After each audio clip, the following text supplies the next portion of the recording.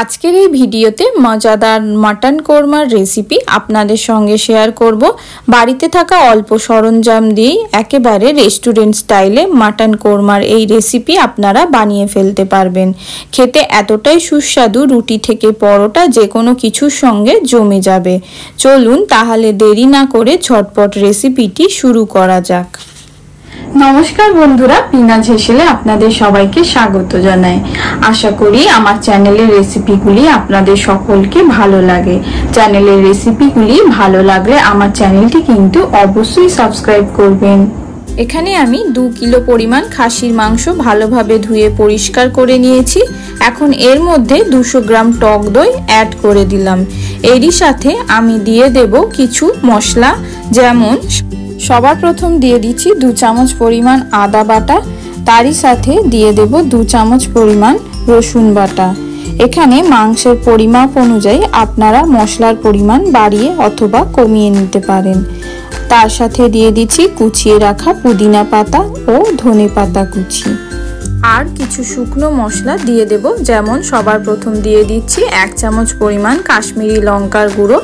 এখানে কাশ্মীরি লঙ্কার গুঁড়োটা আমি মাংসের কালার আনার জন্য ব্যবহার করছি। তার সাথে দিয়ে দিচ্ছি 2 চামচ পরিমাণ লঙ্কার গুঁড়ো। এখানে আপনারা যে যেরকম ঝাল খান সেই অনুযায়ী লঙ্কা গুঁড়ো ব্যবহার করতে পারেন। দিয়ে দিচ্ছি স্বাদ অনুযায়ী লবণ, আর দিয়ে দেব 2 থেকে 3টে বড় এলাচ।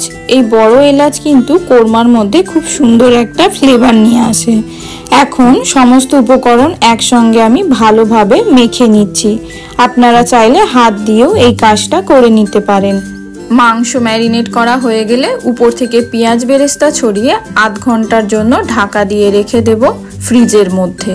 ফিরে এলাম আধ ঘন্টা পর পাত্রটা গ্যাসের চুলোয় বসিয়ে গ্যাসটা জ্বালিয়ে 5 মিনিটের জন্য হাই ফ্লেমে মাংসটা রান্না হতে দেব।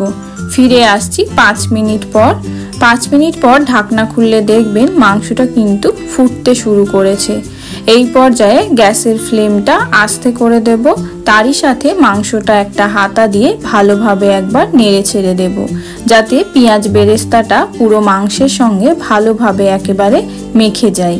এখন মাংসটা 15 থেকে 20 মিনিট হালকা আঁচে ঢাকা দিয়ে রান্না হতে দেব। ফিরে এলাম 20 মিনিট পর। দেখুন মাংসটা থেকে কতটা পরিমাণে জল ছেড়ে দিয়েছে। এই পর্যায়ে আমি এর মধ্যে কিছু শুকনো মশলা দিয়ে দেব, যেমন 2 চামচ পরিমাণ ধনে গুঁড়ো, 2 চামচ পরিমাণ জিরের গুঁড়ো। এখন আমি মশলা সমেত মাংসটা একবার হালকা হাতে ভালোভাবে নাড়াচাড়া করে দেব। মাংসটা 15 থেকে 20 মিনিট ঢাকা দিয়ে রান্না করার ফলে অনেকটাই কিন্তু সেদ্ধ হয়ে গেছে। এরই সাথে আমি এর মধ্যে দিয়ে দিচ্ছি তৈরি করে রাখা কোরমা মশলা। এই কোরমা মশলার রেসিপি আমি আমার ডেসক্রিপশন বক্সে দিয়ে দেব।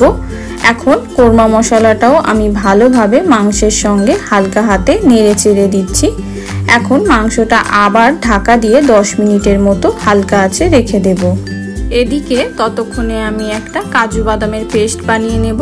একটা মিক্সিং জারে 8 থেকে 10টা কাজু বাদাম সাথে হাফ কাপ পরিমাণ পেঁয়াজ বেরেস্তা দিয়ে আমি একটা স্মুথ পেস্ট বানিয়ে নিয়েছি। এখন এই কাজু বাটাটা মাংসের ঢাকনা খুলে মাংসের মধ্যে দিয়ে দেব। আপনারা চাইলে এর সঙ্গে অল্প একটু জল অ্যাড করে পাতলা করেও বেটে নিতে পারেন। এখন এই কাজু বাটাটা মাংসের সঙ্গে ভালোভাবে একবার নেড়ে চেড়ে মিশিয়ে দিচ্ছি।